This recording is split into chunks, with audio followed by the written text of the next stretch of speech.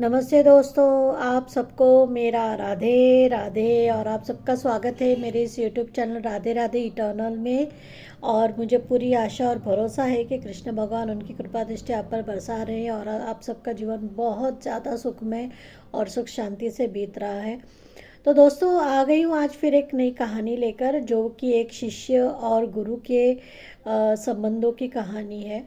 और इस कहानी में बहुत अच्छी सीख है जो हमें, मुझे लगता है हम सबको सीखनी चाहिए कि गुरु पे विश्वास करना बहुत ज़्यादा ज़रूरी है। और जैसे कि हम कहते हैं कि गुरु में बहुत ताकत होती है, उनकी जो दिव्य दृष्टि होती है उससे उन्हें सब पता चलता है, हमें बताने की भी ज़रूरत नहीं। और उस दिव्य दृष्टि से हमारे लिए क्या अच्छा है क्या बुरा, ये सब वो जानते हैं। और अगर कुछ बुरा होने वाला है तो भी वो अच्छा कैसे हो इसके बारे में हमें ज्ञान देते हैं, हमें बताते हैं कि तुम ये करो वो करो। तो उस पर भरोसा रखना बहुत ज़्यादा ज़रूरी है, और जो भरोसा रखते हैं तो उनका क्या होता है और कितना अच्छा उनको फल मिलता है, इस बारे में आज की कहानी है। इसके पहले भी मैंने गुरु और शिष्य की बहुत सारी कहानियाँ लाई हैं, उसमें से ये एक है और बहुत ही सुंदर कहानी है। तो चलिए बढ़ते हैं आगे कहानी की तरफ। तो आज की कहानी ऐसे एक शिष्य और गुरु की कहानी है।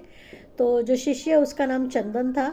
एक छोटे से गांव में एक साधु रहते थे, बहुत बड़े ज्ञानी थे। उन्हीं के पास वो रहता था, वो बचपन से उनके साथ था। कुछ 7-8 साल से की उम्र से वो उनके साथ रहता था, और उसने ब्रह्मचारी का पालन किया, और वो ज़िंदगी भर ब्रह्मचारी बनकर ही रहना चाहता था, क्योंकि उसके गुरु में बहुत ज़्यादा श्रद्धा थी और वो गुरु की हर चीज़ वो मानता था और उनकी बहुत देखभाल करता था। और इसीलिए गुरु भी उन और मन से बहुत अच्छा था, बहुत सच्चा था, इसलिए गुरु भी उसको बहुत पसंद करते थे और उनका चाहता शिष्य था चंदन। तो एक दिन चंदन के घर से न्योता आया कि उसकी जो छोटी बहन है उसकी शादी तय हो चुकी है और आने वाले 15 दिन में उसकी शादी है। तो ये खबर सुनने के बाद चंदन बहुत ज़्यादा खुश हुआ, और खुश होकर वो गुरुजी के पास गया। उन्होंने उनसे कहा कि गुरुजी, एक बहुत अच्छी खबर है, मुझे घर से न्योता है कि मेरी बहन की शादी तय हो चुकी है और आने वाले 15 दिन में उसकी शादी है। तो मुझे घर पर बुलाया है और आपको भी न्योता दिया है कि आप भी आए और उसे आशीर्वाद दें, और आपके आने से ही सब कार्य सफल हो सकते हैं। तो आप, मेरी आपसे विनंती है कि आप ज़रूर उस शादी में आइएगा। तो गुरुजी ने कहा कि अरे बेटा, ये तो बहुत अच्छी बात है, चंदन बहुत अच्छा है, तुम चले जाना। कल तुम चले जाओ और साथ में और 2 शिष्यों को भी ले जाओ कि तुम्हें वहाँ पे कामकाज में मदद होगी। बहन की शादी है तो बहुत सारा काम होगा, तो तुम उन्हें भी लेकर चले जाना। और कल सुबह तुम मेरे पास आना। और मैं तो नहीं आ पाऊँगा, क्योंकि तुम जानते हो यहाँ लोग मिलने आते हैं, समस्या लेकर आते हैं, और मुझे हमेशा उनका निवारण करना पड़ता है, उनको सहायता करनी पड़ती है, तो मैं तो नहीं आ पाऊँगा। लेकिन मैं मेरा आशीर्वाद ज़रूर तुम्हारी बहन के लिए भेजूँगा। तो कल सुबह तुम जाने से पहले मुझे ज़रूर मिलकर जाना, कहीं मैं भूल ना जाऊँ, मेरे ध्यान में नहीं रहेगा पर तुम ध्यान से आ जाना। तो उसने कहा ठीक है गुरुजी, मैं कल सुबह जाने से पहले आपसे मिलूँगा। तो दूसरे दिन सुबह चंदन बहुत खुश था कि गुरुजी, उसको ऐसा लगा था कि गुरुजी की तरफ से कुछ पैसों की मदद हो जाएगी, तो मैं मेरी बहन की शादी और अच्छे से करूँगा वगैरह, ऐसा मैं तो उस खुशी में था। वैसे उसके पास तो कुछ पैसे थे जो दान दक्षिणा में से गुरुजी ने उसको दिए थे, कि तुम्हारे पास रखो करके, तुम्हारे खर्चे के लिए। वैसे हर एक का खर्चा होता है, तो उसके लिए उन्होंने दिया था उसको, तो वो कुछ 10-15 हज़ार रुपये उसके पास थे। तो उसको लगा कि गुरुजी भी मुझे और कुछ पैसे दे देंगे तो मेरी बहन की शादी में बहुत धूमधाम से करूँगा, इस आशा में था वो। और वो रात में खाना वाना खा के, उसका जो दिनचर्या वो सब करके वो सो गया। सुबह वो उठा, सवेरे जल्दी उठा, उसने 2 लोगों को अपने साथ लिया और जाने से पहले वो गुरुजी के पास गया। और गुरुजी के पास गया, उनके पास बैठा, तो गुरुजी ने उसको आशीर्वाद दिया, और उन्होंने क्या किया, उसे एक थैली दी, और उस थैली में अनार थे। उन्होंने एक पोटली भर के अनार उनको उसको दिया और बोला कि बेटा, ये मेरा आशीर्वाद है तुम्हारी बहन के लिए, और इसे ले जा, ज़रूर लेके जाना, उसको देना। और इसी के साथ में मैं ये भी बोलता हूँ कि बहुत अच्छे से शादी मनाना अपने बहन की। ऐसी शादी कि जिसने पूरे ज़िंदगी में तुम्हारे गांव में कभी किसी की भी ना हो, इतनी सुंदर शादी तुम अपनी बहन की करना और मेरी तरफ से उसको ढेर सारा आशीर्वाद देना और तुम भी अच्छे से रहना और सारी तैयारी अच्छे से करना और उसको भरपूर आशीर्वाद दे के विदा करना। ऐसा सब कह के वो चल दिए। अब यहाँ क्या हुआ कि चंदन को ऐसा लगा था कि शायद गुरुजी उसकी पैसे से मदद करेंगे, ऐसा उसे लगा था, क्योंकि वो बहुत गरीब था, गरीब घर से था। उसके माँ बाप भी बहुत गरीब थे और उस साल तो अकाल पड़ा था, तो वैसे भी खेती नहीं हुई थी, खाने पीने के लिए, अन्नदान के लिए उनके पास कुछ भी नहीं था। और इतनी बड़ी शादी करना है तो डेफिनेटली वो, उसके माँ बाप उसकी तरफ देख रहे थे कि ये आएगा तो कुछ ना कुछ व्यवस्था हो जाएगी और उसके बहन की शादी हो जाएगी। आप भी जानते हैं कि बहनों की शादी कितनी मुश्किल होती है, ये हम सब जानते हैं, हम सब की बहनें हैं, पहले भी थी, आज भी है। कितना मानपान करना पड़ता है, कितना कुछ देना पड़ता है, कितनी कुछ व्यवस्थाएं करनी पड़ती है, तो उसके लिए तो पैसा तो बहुत लगता है। तो वो ऐसे ही सोचते चला गया कि अरे गुरुजी ने मुझे सिर्फ आशीर्वाद दिया और ये अनार दे के मुझे भेज दिया, अब मैं क्या करूँगा, अब मैं घर जाके क्या बोलूँगा मेरे माँ बाप से, उनको तो आस थी कि मैं कुछ करूँगा, अब मेरे पास तो है पैसे लेकिन 10-15 हज़ार में क्या ही हो जाएगा।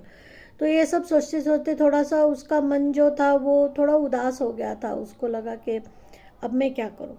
पर वो चला गया, घर पे गया। घर पे जाने के बाद में फिर उस दिन वो पहुँचे वहाँ पे, लेट पहुँचे, तो फिर वहाँ पे जाने के बाद फिर खाना वाना खा के उनने सब ने आराम किया वगैरह। मगर दूसरे दिन जब वो उठा तो उसके पिताजी ने उससे पूछा कि बेटा क्या तुम पैसे लाए हो, क्या तुम्हारे पास इतने पैसे हैं कि तुम अपनी बहन की शादी कर सको वगैरह। अब पिताजी को क्या ही बोल सकता था, उसके पास थे पर वो उतने पूरे भी नहीं पढ़ पाते, एक मंडप भी नहीं बन पाता उससे, 10-15 हज़ार में क्या ही हो जाता है। तो उसने उनसे कुछ नहीं कहा, उसने सिर्फ इतना कहा कि देखते हैं पिताजी, करेंगे कुछ ना कुछ व्यवस्था कर लूँगा मैं और शादी अच्छी करेंगे हम लोग, बहन की जो भी रिक्वायरमेंट है, जो भी लोगों की रिक्वायरमेंट है हम पूरी करने की कोशिश करेंगे और मैं कुछ ना कुछ व्यवस्था कर ही लूँगा, ऐसा कह के उसने उस बात को टाल दिया। पर मन ही मन उसको ये भी पता था कि सिर्फ बोलने से कुछ नहीं होने वाला, कुछ ना कुछ तो करना पड़ेगा, पर कहाँ से करो। उसको तो गुरुजी से बहुत ज़्यादा अपेक्षा थी, पर गुरुजी की तरफ से सिवाय आशीर्वाद के उसको और ये अनार के कुछ भी नहीं मिला उसको। तो बार बार उसका ध्यान वो अनार की पोटली की तरफ जा रहा था, बार बार बार बार उसको वो कहीं मन में कचोट रहा था कि गुरुजी ने सिर्फ अनार की पोटली दे के भेज दिया। मैं तो एक थोड़ा सा मन में मायूस सा हो गया था, तो बार बार उसका ध्यान उस अनार की पोटली की तरफ जा रहा था। तो रात में फिर जब वो सो रहा था तो उसने सोचा कि कल मैं चुपचाप यहाँ से निकलूँगा, सवेरे सवेरे उठूँगा, यहाँ से निकल जाऊँगा और वो अनार की पोटली ले जाके मैं किसी नदी में बहा दूँगा। उसने ऐसा सोचा कि किसी नदी में बहा दूंगा, और क्योंकि ये मुझे बार बार टोच रही है, ये अनार की जो पोटली मुझे बार बार कचोट रही है मेरे मन को, मुझे एहसास दिला रही है कि मैं कितना हदबल हूँ, ऐसा। तो वैसे ही किया उसने। दूसरे दिन वो सुबेरे उठा और नहा धो के, वो तो पहले शिष्य था, साधु का शिष्य था, तो वो वैसे ही जल्दी उठता था, तो जल्दी उठा और सबकी नज़र बचा के उसने वो जो अनार की पोटली है वो हाथ में ली और वो नदी में बहाने के लिए निकल गया। तो जैसे ही वो जा रहा था तो सवेरे सवेरे ही उसने देखा कि एक जगह में बहुत भीड़ है, बहुत ज़्यादा भीड़ हो गई है वहाँ पे। और एक जो आदमी है वो दवंडी पीट रहा है, पहले जैसे राजा महाराजाओं के काल में दवंडी पीटते थे, अनाउंसमेंट होती थी। तो उसने वो अनाउंसमेंट सुनी, तो उस अनाउंसमेंट में ऐसा था, और उस साल तो जैसे मैंने बोला कि अकाल पड़ा था, खाने के लिए लोगों के पास पैसे नहीं थे, मीन्स अनाज तक नहीं होगा था, इतने हाल थे कि खाने तक को पैसे नहीं थे, अनाज नहीं था, कोई काम धंधा भी नहीं था, क्योंकि पहले तो सब खेती पर ही हुआ करता था, तो कुछ भी नहीं था। तो और ऐसे में उसने वो जो दवंडी जो सुनी वहाँ पे, उसमें ऐसा कहा था कि जो भी आदमी, अब ये बहुत ही इंटरेस्टिंग बात है, ये जब मैंने भी पढ़ा तो मुझे बहुत मन से ऐसा आश्चर्य हुआ। तो ऐसी दवंडी थी कि जो भी आदमी अनार, बहुत सारे अनार लेके राजा के पास जाएगा, राजा उसे मुंह मांगा इनाम देंगे। तो जब उसे ये सुना तो उसको एकदम आश्चर्य हुआ कि अनार, राजा को अनार की क्या ज़रूरत पड़ गई, मीन्स क्यों अनार क्यों चाहिए, दूसरा कुछ क्यों नहीं चाहिए।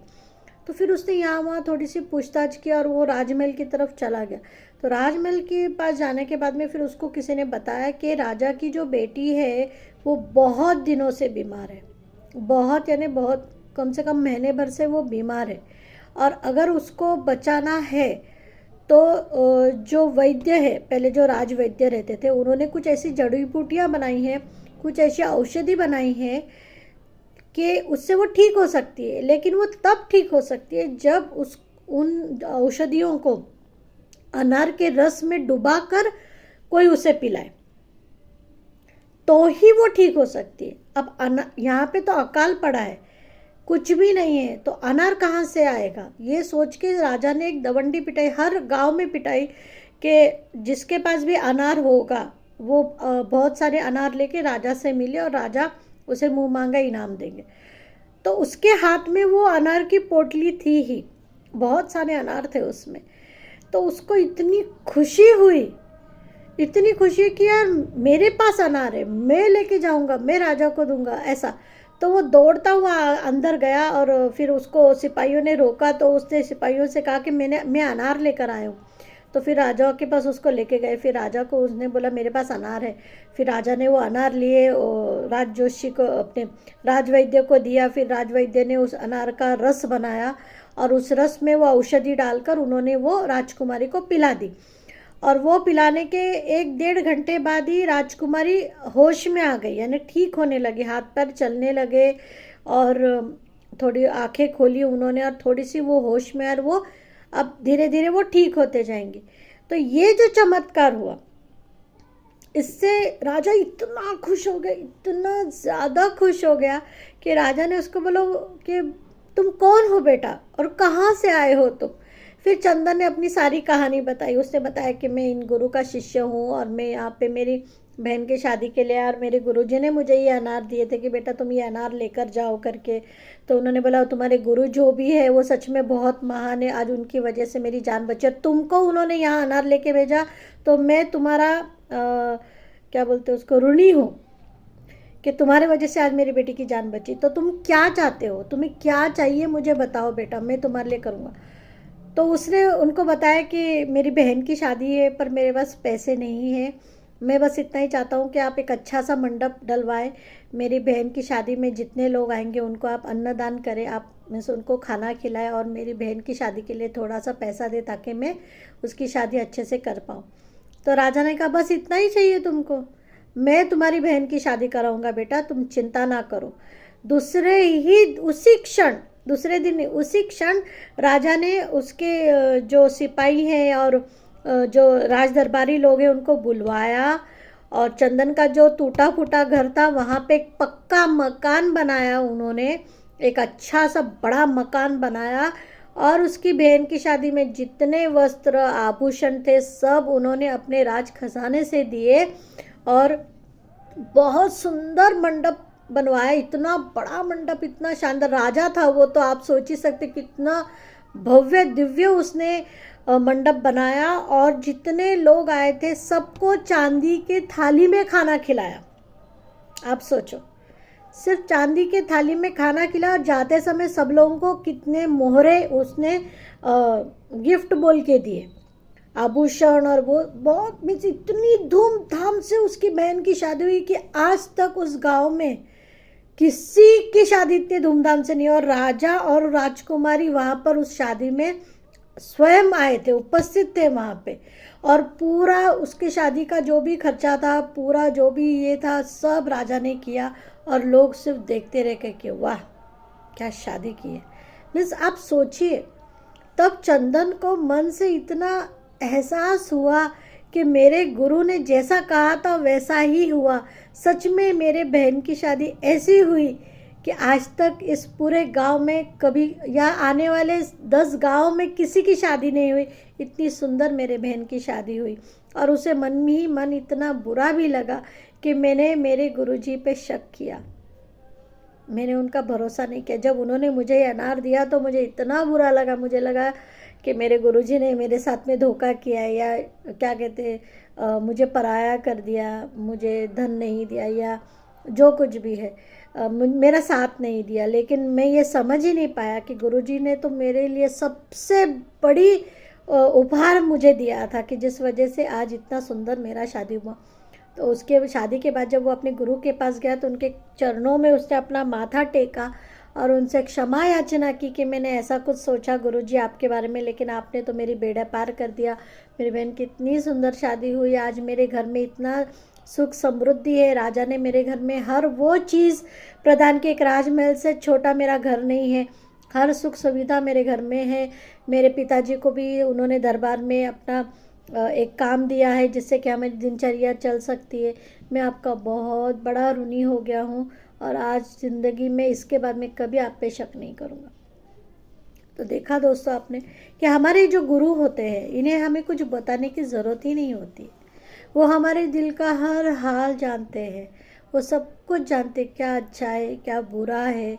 अगर वो कुछ बुरा भी होने वाला रहेगा तो भी वो आपको कभी बताएंगे नहीं कि बुरा होने वाला है, बल्कि उसका उपाय बताएंगे। वो बोलेंगे कि बेटा आप ऐसा करो, आप वैसा करो, आप ये जप करो, आप वो पूजा करो, या आप इस तीर्थ स्थान पर जाकर आओ, बस इसलिए कि हमारा अच्छा हो। क्योंकि गुरु को हम अपने भगवान की जगह पे देखते हैं।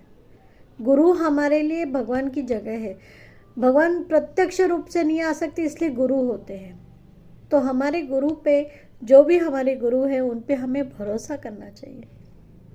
वो हमेशा हमारे हित के लिए ही सोचते हैं, हमारे अच्छे के लिए ही सोचते हैं। तो दोस्तों, आपके जो भी गुरु होंगे, मैं बस इतनी आपसे याचना कर सकती हूँ कि वो जो भी आपको करने के लिए बोलते हैं उसे प्लीज़ कीजिए। उसमें आपका ही सुख छुपा है, उसमें आपका ही हित है। और उनकी मन से, भगवान की जिस तरीके से हम पूजा करते हैं उसी तरह से उनकी पूजा कीजिए, उनका आशीर्वाद लीजिए, और सच्चे मन से उनके आदर सत्कार कीजिए, और उनकी कही हुई चीज़ों को मानिए। आपका भला होगा ही होगा, ज़रूर होगा। क्योंकि जो गुरु होते हैं वो हमारा भला करने के लिए ही आते हैं यहाँ पर। तो दोस्तों, मैं आशा करती हूँ आपको ये कहानी पसंद आई होगी, और अगर आपको पसंद आई होगी तो प्लीज़ लाइक सब्सक्राइब शेयर ज़रूर कीजिएगा। अगर आप मेरे चैनल पर नए हैं तो ज़रूर सब्सक्राइब कीजिएगा, ताकि मेरे आने वाले हर वीडियो की नोटिफिकेशन आपको पहले मिले और आप मेरा वीडियो देख सकें। और जिन लोगों ने ऑलरेडी सब्सक्राइब किए उनको मैं मन से धन्यवाद देती हूँ।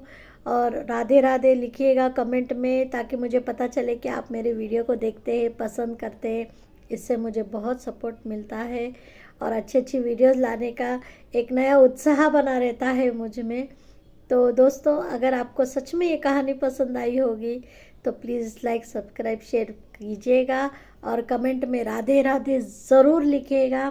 मिलती हूँ आपसे और एक नई वीडियो के साथ। तब तक आप सबको मेरा राधे राधे।